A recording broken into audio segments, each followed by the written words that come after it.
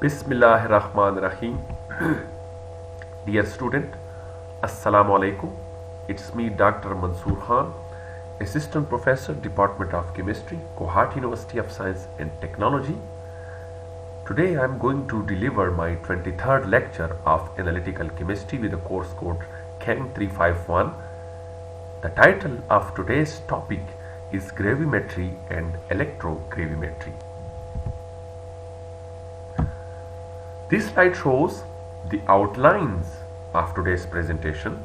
So today's presentation or today's lecture will be comprises on the following outlines. The first one is history about gravimetry, basic principle of gravimetry, precipitation, which is one of the example of gravimetry, and electrogravimetry, which is also the example of electrogravimetry. So in this lecture we will discuss how precipitate formation takes place, how electrogravimetry takes place, and how they are linked with gravimetric method of analysis. So the first one is history. Theodore W. Richards at Harvard University developed highly precise and accurate gravimetric analysis of silver and chloride. So he was the first one who developed the process of gravimetry by converting silver chloride. He used this method to determine the atomic weights of 25 elements. So this is a fantastic work. He used to measure the atomic weights of 25%. This is a very big achievement for Richards. For this work, he was the first American. Again, this is one of the another big achievement for Richard. He was the first American to receive the Nobel Prize. He was the ultimate analytical chemist, and he was also considered the first analytical chemist. Now the question arises that what is gravimetric method of analysis?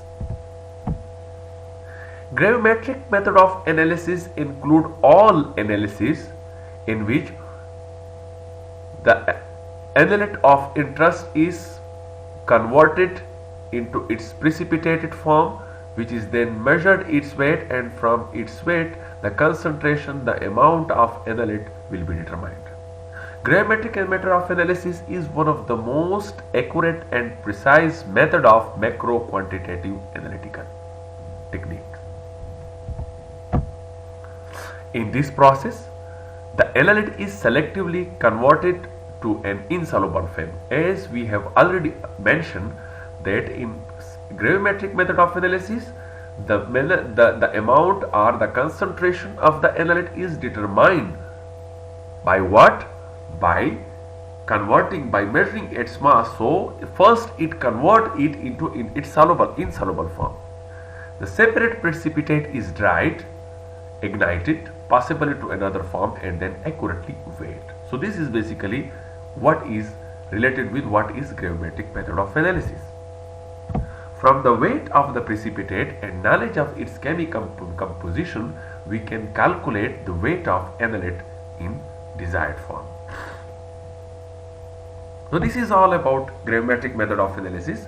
In gravimetric method of analysis, it is the accurate and precise method of analysis. First it is converted into insoluble form, then the insoluble form is precipitated, dried, and converted in its known chemical composition form. From the chemical weights and its chemical composition, the mass of the analyte can be accurately determined. Now what are the advantages of gravimetric method of analysis? Why we use gravimetric method of analysis?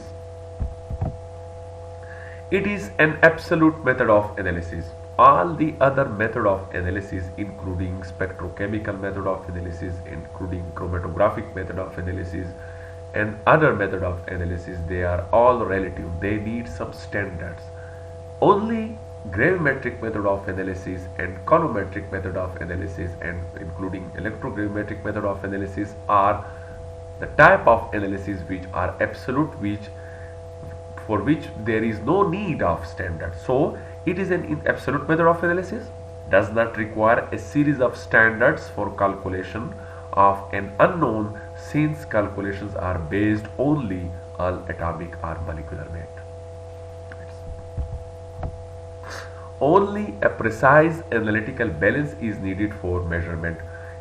Of course, because the amount of precipitate which obtained by using gravimetric method of analysis, by using precipitation, by using electrogravimetric method of analysis obtained is very low. So we need a precise balance, electrical balance, which has at least 4 decimal place. Gravimetric analysis, due to its high degree of accuracy, can also be used to calibrate other instruments in the laboratory which are used as a standard. So all the glasswares can be calibrated by using gravimetric method of analysis. While it is tedious and it is time consuming, it may find use where very precise results are needed.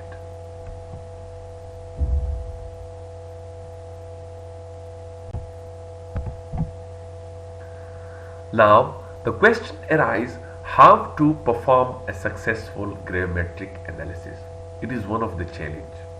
There are so many steps included in performing gravimetric analysis. A successful gravimetric analysis consists of a number of important operations designed to obtain a pure and filterable precipitate suitable for weighing.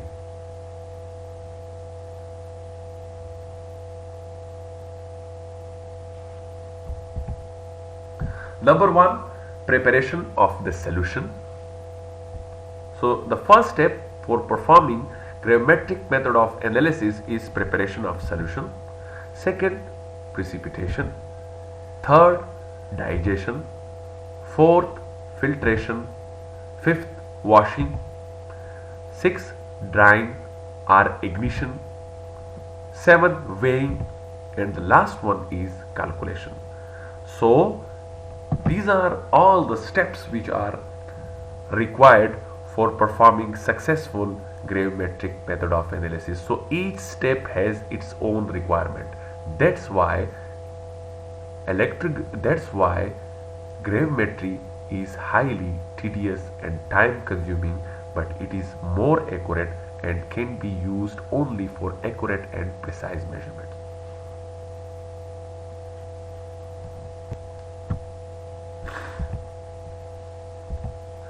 Now solution, the first step is solution preparation. The first step in performing gravimetric analysis is to prepare solution.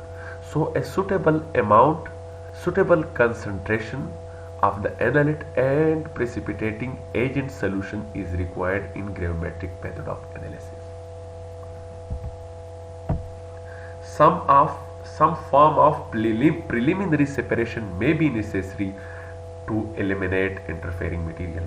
So if your sample consists of interfering reagents, so they should be removed preliminarily before preparing their solution, or we can overcome their effect, their significant effect, by removing the interfering reagent in the preparation of in the solution preparation stage. We must adjust the solution conditions to maintain low solubility of the precipitate and to obtain it a form of suitable for filtration. Proper adjustment of the solution condition prior to precipitation may also mask potential interferences.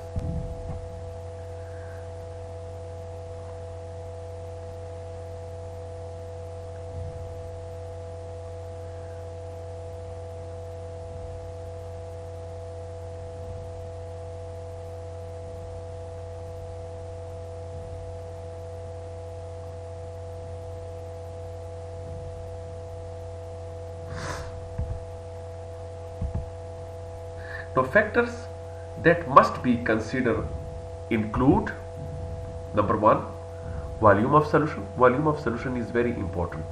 proper amount of solution should be prepared for successful, for precise and for accurate gravimetric method of analysis. Concentration of solution both of analyte and that of precipitating reagent is of immense importance. So a proper concentrated solution should be used. Temperature is also very important. High temperature should be used to overcome the problems of small precipitating units. pH of the solution is also important to selectively precipitate the required analyte and to avoid interferences. So these are all the factors which should be monitored. So high volume of solution, or we can say dilute solution, is preferable.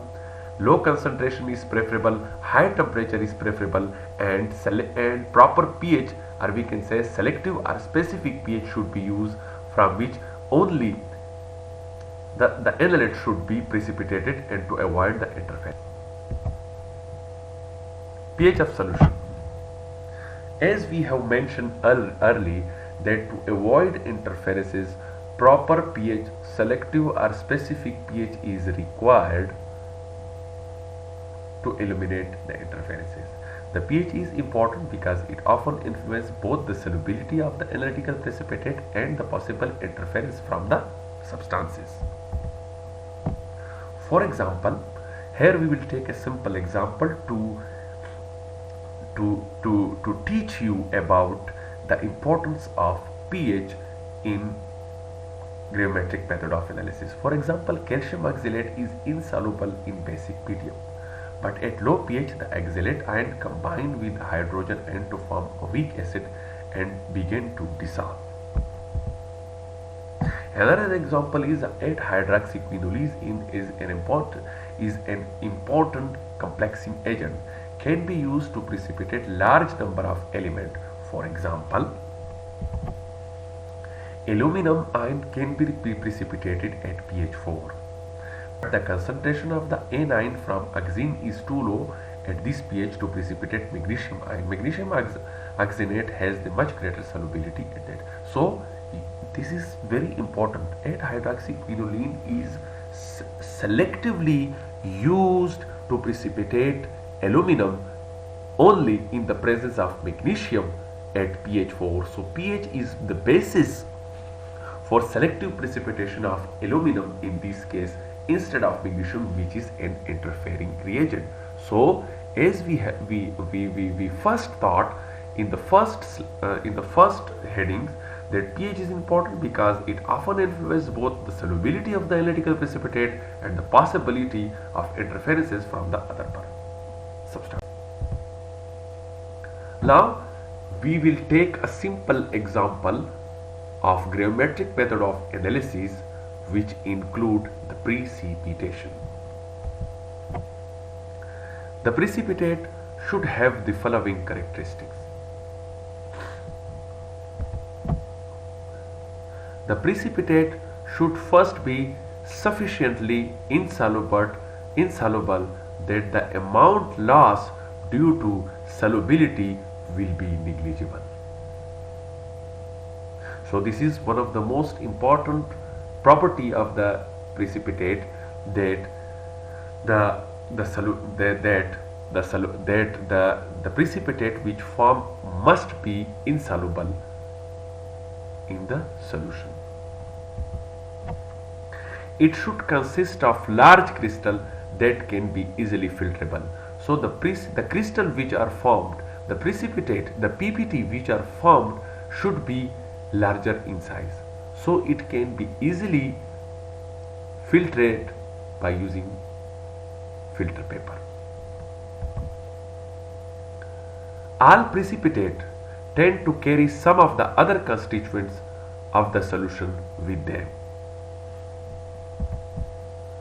This contamination should be negligible. So the precipitate which are formed should be free of interfering reagent, should be free of contaminants, should be free of other foreign substances. Now another important parameter is mechanism of precipitate. That how precipitation can be achieved, or what stage is are taking place in the formation of precipitates. So the first one is, so we have the following characteristics. The precipitate should first be sufficiently insoluble that the amount lost due to the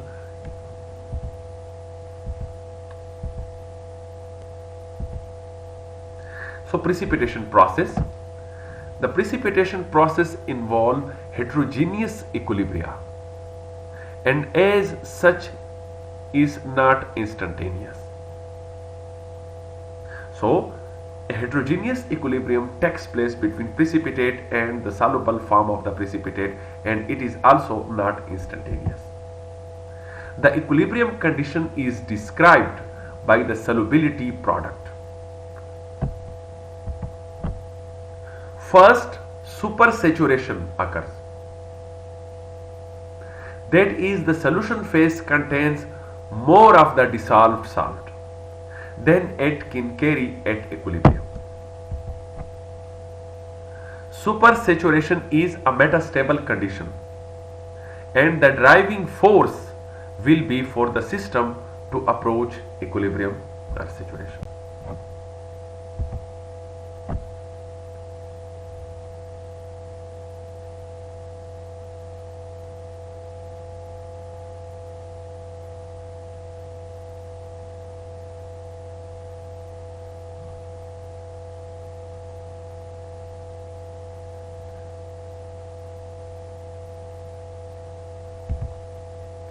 The second step is nucleation. Minimum number of particles must be come together to produce microscopic nuclei of the solid phase. So first nucleation takes place, which are the microscopic particle of solid state which is formed due to the some number of particles of the precipitate. The higher the degree of supersaturation, the greater the rate of nucleation. We do not want this. If the number of nuclei is higher, large number of small particles will be obtained. Large number of small crystal will be obtained. So what we will do? We will decrease the number of nuclei formation to obtain small number of larger particle or larger precipitates. So for this we will decrease the degree of supersaturation. The formation of the greater number of nuclei per unit time will ultimately produce more total crystal of smaller size that we have discussed earlier. We do not want this. The total crystal surface area will be larger and there will be more danger that the impurities will be absorbed. So if the surface area is high, if the smaller particle is size, one disadvantage is that we will obtain smaller particle size, which will be difficult to filtrate. On the other hand, its surface area will be high, so other impurities which are present in the solution other than the analyte can absorb on the surface of the smaller particles of the precipitate. So it is one of the drawbacks. So what? We will decrease the degree of supersaturation, we will decrease the number of nuclei to obtain small number of larger particle size which can be easily filterable, and their surface area will be smaller and they cannot be absorb the other foreign particles.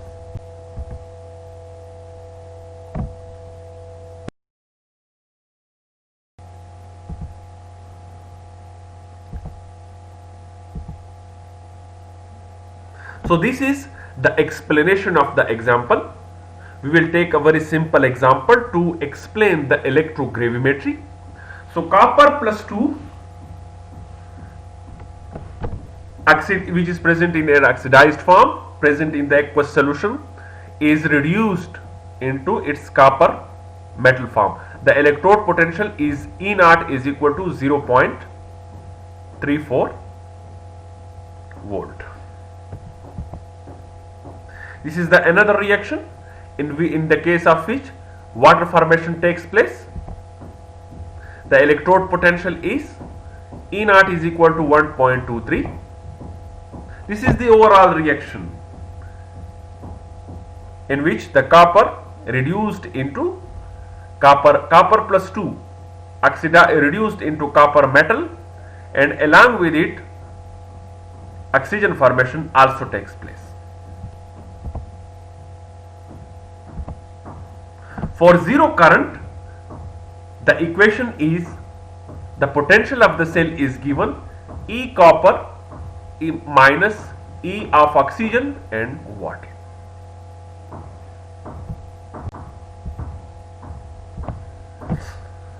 After that, we will use an Nernst equation to calculate the electrode potential of the cell. So this is the Nernst equation which will be applied. So the two half cell are, one is the half cell reaction for copper and the other one is for hydrogen, and the overall electrode potential of the cell is equal to minus 0.91.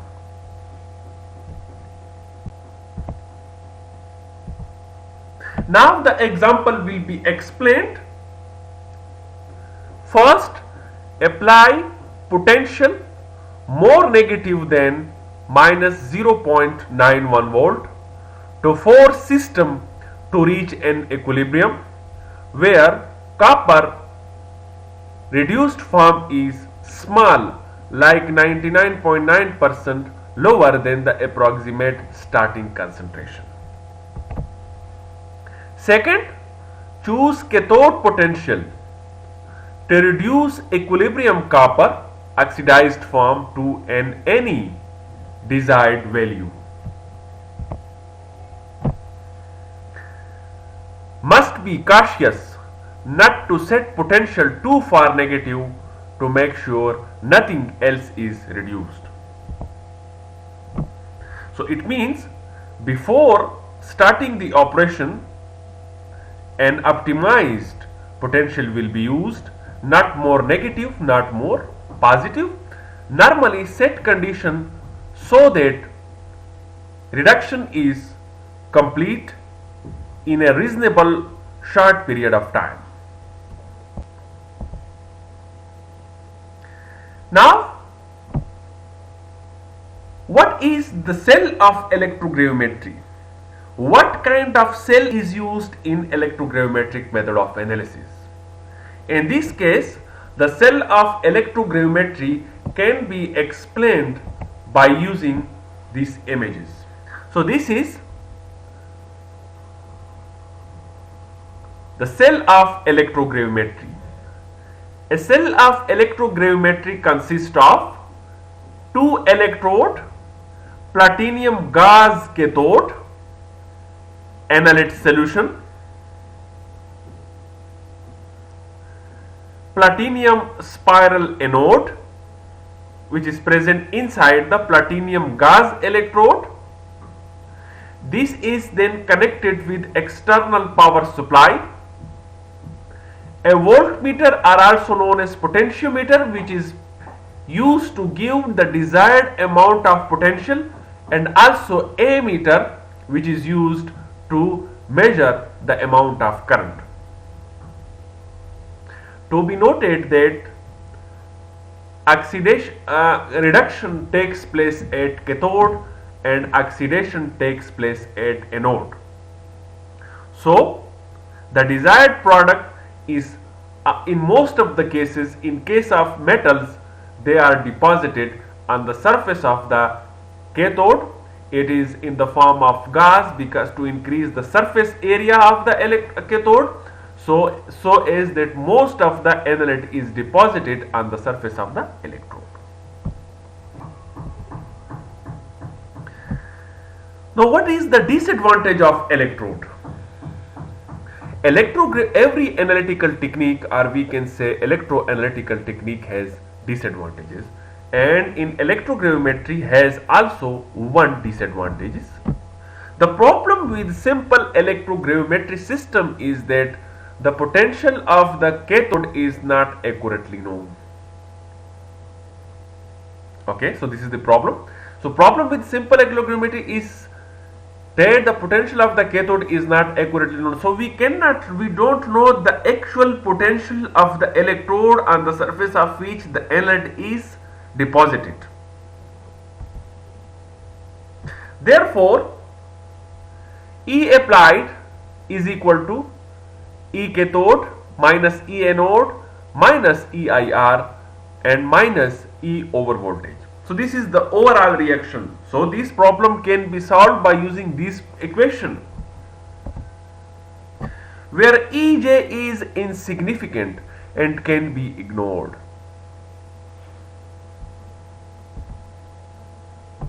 The second problem with electrogravimetry is that we don't know the magnitude of EIR or over voltage, and EIR changes throughout the experiment. It means that the potential of the EIR or the changes in the EIR is continuously changes with the experiment, so we cannot know its exact magnitude during the operation. A similar problem also exists at anode.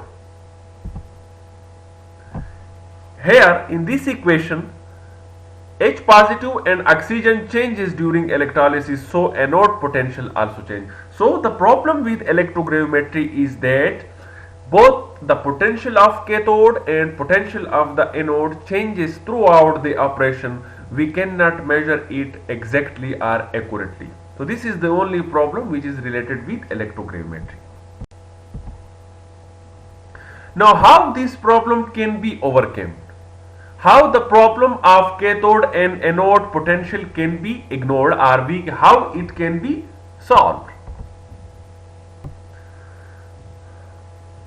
Much of this problem can be eliminated by using a 3-electrode system. So if we use 3-electrode system, then the problem of changing potential of cathode and anode can be overcome or can be completely eliminated.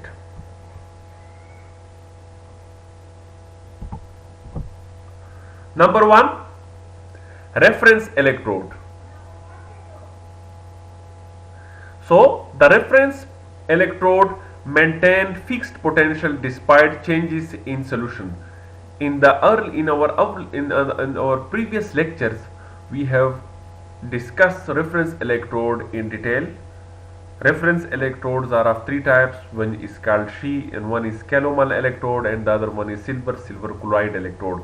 This reference electrode has a fixed potential, and they are basically used to calculate the potential of the indicator electrode, which is changes with external solution. So in this case, we use 3-electrode system. One of the electrode is reference electrode. The other one is working electrode. It is also known as indicator electrode. Indicator electrodes are of 3 kinds: electrode of the first kind, electrode of the second kind, and electrode of the third kind. We have discussed this in our previous lecture. So the working electrode has no potential, but its potential completely depends on external solution. Or we can say its potential is totally depends on the concentration of the analyte which is present in the external solution. So working electrode of interest, which is the cathode in this system. That's why they are present in the external solution. So what is the external solution? The working electrode will be having the same solution. So with the changes in the electrode, they will be compared with the reference electrode, and we can measure the change in the potential continuously by using the voltmeter. The third one is counter electrode. This is also known as auxiliary electrode. This is a third electrode taking most of the current flow, act as a current sink. So most of the auxiliary current, the excess amount of the current is passes through the auxiliary electrode, which goes to the waste. So the problem of the continuously changing potential of the cathode anode is overcome by using 3-electrode system. One is reference electrode, which maintain a fixed potential despite change in the solution. Second, working electrode of interest, which is the cathode in the system. The third one is counter electrode, auxiliary electrode. Third electrode taking most of the current flow, act as a current sink. Now, advantages of the three electrode system is changes in the concentration at counter electrode are not important. No effect on working electrode potential. So, the current which is passes through the counter current electrode has no effect on the electrode potential. The second one is no current flow through the reference electrode, no IR drop, its potential is constant. Now, the most important part of the electrogravimetry is the application of electrogravimetry. So, the first application of electrogravimetry is quantitative analysis. Quantitative analysis means determination of amount of the analyte which is present in the solution. So, quantitative analysis, electrogravimetry, very accurate and precise. Only measurement operation is weighing can get deposition reaction to go to any desired degree of completion by proper choice of potential, some degree of selectivity using potential. So, electrogravimetry can be used to measure the quantity of the analyte. So, the amount of the oxidized form which is present in the solution is reduced by passing desired amount of potential. At particular potential the reaction will start. So, that potential is used for qualitative analysis, and after the reaction is start, the oxidized form is then converted into its reduced form, into its metallic form, which is then deposited on the surface of the electrode. The amount of electrode is then measured by the difference in the weight of the electrode before and after the operation. So, this application, this electrogravimetry is highly sensitive, selective for the quantitative measurement of the analyte.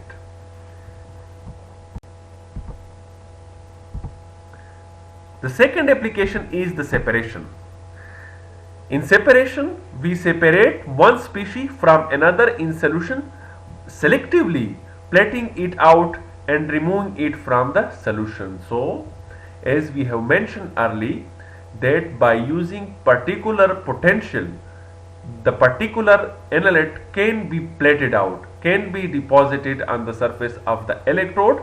When it is selectively deposited on the surface of the electrode, they can be separated. So, this is also used as a separation technique for so many analyte which is present in combined with other species. This method is used to remove interferences, particularly in electrochemical methods. As we have seen in most of the spectrophotometric method, interferences is a very big problem. So this method is highly selective, as the interferences can be removed by selective separation of the particular analyte from the solution. A third application is the pre-concentration. Pre-concentration is a pre-treatment method in which the analyte of interest is separated so as to measure it precisely and accurately by using the analytical technique. So this is also used for electrogravimetry. So in pre-concentration, plating out metals from the large volume of solution onto a small electrode effectively increase their concentration, can also re-oxidize metal back into a small volume of solution, and the ratio of volumes gives pre-concentration factor. Can also use other method to analysis of metal solid electrodes. So this is very important method, pre-concentration. Huge research is carried out on pre-concentration, in which the element of interest concentration is increased by using some pre-treatment method, which is a pre-concentration, whose concentration can be increased 100 and 1000 times, and that can be then precisely measurement by using some other analytical techniques.